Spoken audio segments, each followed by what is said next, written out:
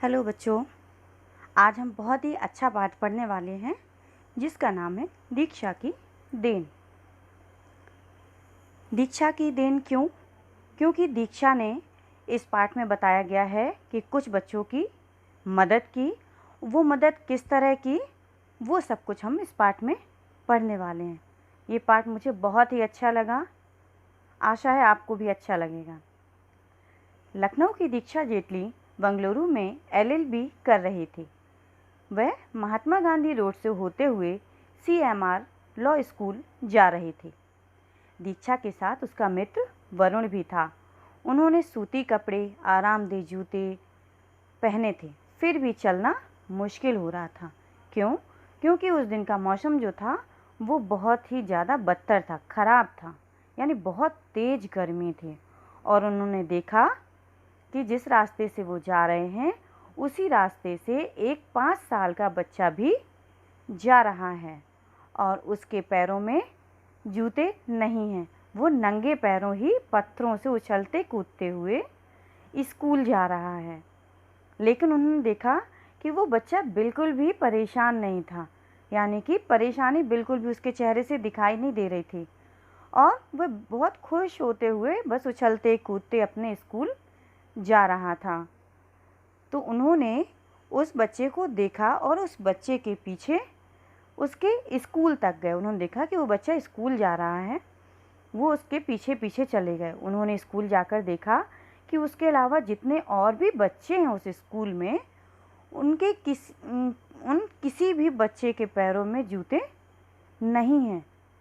और वो एक सरकारी स्कूल था, वहाँ की बात है ये। तो उन्होंने देखा कि जो उनके पैरों में जूते नहीं हैं, तो वो घर आकर के बहुत ही परेशान हो गए, अपने कॉलेज लौट आए। फिर घर जाकर उनकी आंखों में बस वही दृश्य एक दौड़ता रहा कि किस तरीके से बेचारे वो बच्चे गर्मी में नंगे पैर चलने के लिए मजबूर हैं। तो उन्होंने क्या सोचा कि वो उन बच्चों की मदद करेंगे और मदद करने के लिए उन्होंने विचार किया कि वो स्कूल जाकर के उस स्कूल के हेडमास्टर से मिलेंगे। और अगले दिन वो लोग विद्यालय पहुँचे और वहाँ के हेडमास्टर से मिले। हेडमास्टर ने उन्हें फिर कारण भी बताया कि ऐसा क्यों है। उन्होंने कहा कि हम विद्यालय से छात्रों को किताबें, कॉपियाँ, ये सारी चीज़ें दे सकते हैं क्योंकि ये सभी की ज़रूरतें एक जैसी ही हैं। लेकिन यदि हम पैरों में पहनने के लिए जूतों की व्यवस्था करना चाहें तो हम नहीं कर सकते, क्योंकि सभी बच्चों के पैरों का साइज़ अलग अलग है और अलग अलग होने के कारण यह बिल्कुल भी संभव नहीं है कि हम उन्हें जूते दिलवा पाएँ। तो दीक्षा ने ये बात उनको भी सही लगी कि हाँ, शायद ये सही कह रहे हैं। फिर उन्होंने वहीं पर प्रिंसिपल से, यानी कि जो हेडमास्टर थे, उनसे परमिशन ली और कहा कि क्या हम बच्चों का नाप ले सकते हैं। तो उन्होंने वहाँ के जितने भी बच्चे थे, यानी 313 बच्चे, सभी का नाप लिया। अब उन्होंने उनकी मदद के लिए ये भी सोचा कि कहाँ से व्यवस्था करेंगे।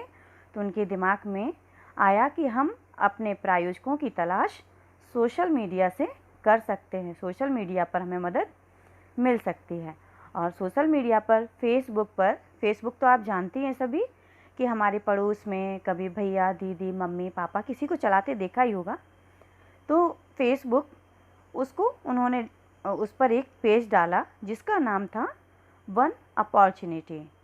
इस पेज को शुरू किया और उन्होंने उस पोस्ट पर लिखा कि हमारा टारगेट है, हमें 313 बच्चों को शूज़ दिलवाने हैं, मतलब या तो दान के द्वारा या किसी सहयोग राशि के द्वारा।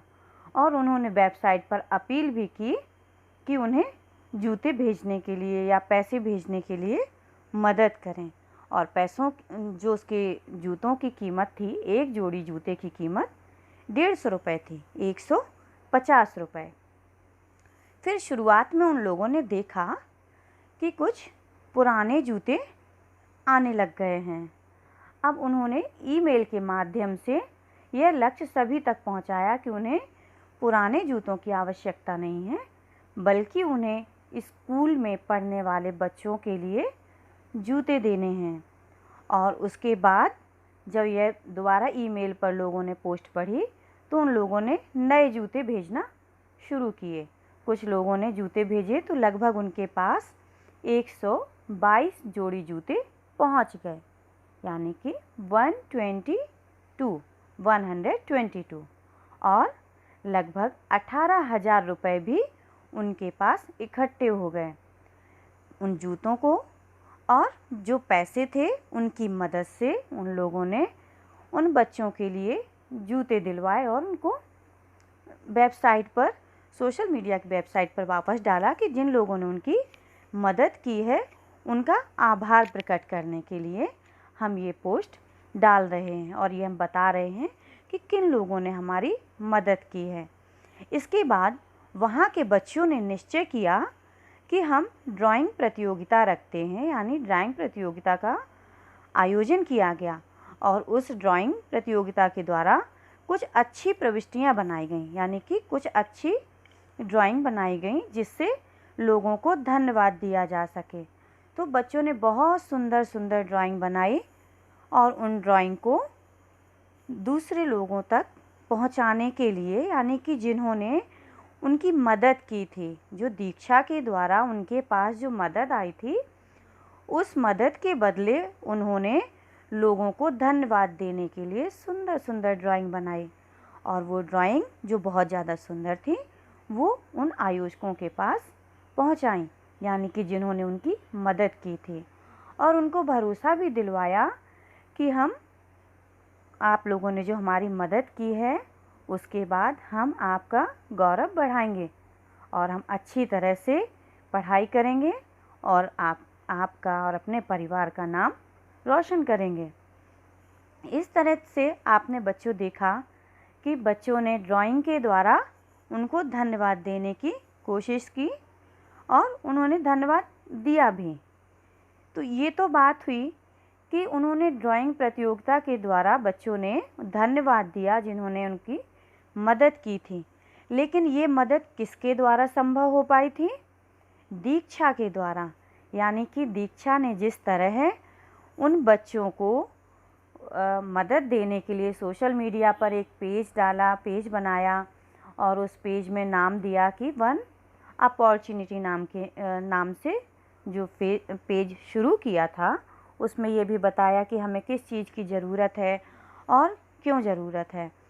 तो ये चीज़ तो हुई कि जैसे, क्योंकि उन्होंने पोस्ट क्यों डाली, उसका कारण यह था कि वो तो अभी पढ़ने वाले बच्चे थे, पढ़ने वाले विद्यार्थी थे, तो वो अपने पास से मदद तो नहीं कर सकते थे, लेकिन दूसरों की मदद के द्वारा वो उन बच्चों की मदद आसानी से कर पाए। तो हमें एक सीख ये मिलती है कि अगर हमारे पास पैसे नहीं हैं तो हम कभी कभी लोगों की मदद अपने परिश्रम के द्वारा भी कर सकते हैं, अपने श्रम के द्वारा भी कर सकते हैं। क्योंकि आपने देखा होगा कि हम जब कभी किसी रास्ते में जा रहे होते हैं तो कोई भीख मांगने वाला होता है या कभी कोई ऐसा लाचार व्यक्ति होता है जिसके पास कोई भी चारा नहीं होता है कि वो किस तरीके से अपनी मदद कर पाएँ, या मतलब इन्हें जिन चीज़ों की आवश्यकता है वो चीज़ें उन तक कैसे पहुँचें। तो वो चीज़ें जब हम वहाँ पर हों या हमारे कोई पड़ोसी हमारे जान पहचान वाले हैं तो हम उनसे भी कह सकते हैं कि वो उनकी मदद करें, या हमसे जितना बन सकता है हम उनकी मदद करें, क्योंकि छोटी छोटी कोशिशों से ही दूसरों का भला किया जा सकता है। तो आशा है आपको पाठ समझ में भी आया होगा और बहुत अच्छा भी लगा होगा। पाठ वाकई बहुत अच्छा था, मुझे बहुत अच्छा लगा था और मैंने तो ठान के रखा हुआ है कि मुझे दूसरों की मदद करनी ही करनी। मैं पहले भी करती आई हूँ और अभी भी करनी है। आशा करती हूँ कि आप लोग भी दूसरों की मदद करेंगे, जितना हो सकता है आप उतनी मदद ज़रूर करेंगे। धन्यवाद।